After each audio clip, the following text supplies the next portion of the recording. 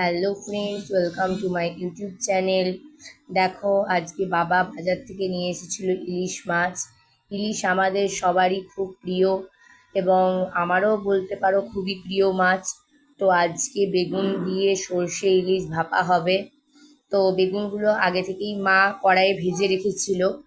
আর এখন হচ্ছে এই যে সর্ষে ইলিশ করবে, এই জন্য ইলিশ মাছ দিয়ে এই জন্য সর্ষে দিয়ে ভালো করে ইলিশটা মাখাচ্ছে। টিফিন বাটিতে করে ভালো করে মাখাচ্ছে ইলিশ মাছটা। তো দেখো, তোমরা দেখতে পাচ্ছ। আর বেগুনটা ভেজে রাখা আছে বাইরে, বাটিতে, কড়াইতে ভেজে রেখেছে। এইবারে এখানে এটাকে জল দিবে, জল দিয়ে ভালো করে সর্ষেটা আর একটু পাতলা পাতলা করে জল দিয়ে দিয়ে দিল উপরে। বেগুন দিয়ে দিল, বেগুন ভাজা ছিল, আর লঙ্কা দিয়ে তেল দিয়ে মাখিয়ে বসিয়ে দিল।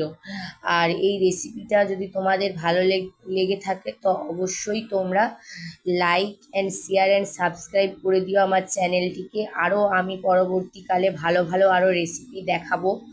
যদি তোমাদের ভালো লাগে তো অবশ্যই আমার সাথে আমার চ্যানেলটাকে সাবস্ক্রাইব করে দিও। দেখতেই পাচ্ছ, এই যে টিফিন বাটিতে ঢাকা দিল ইলিশ মাছটা। এইবারে এটাকে কড়াইয়ে লো ফ্লেমে একদম জল দিয়ে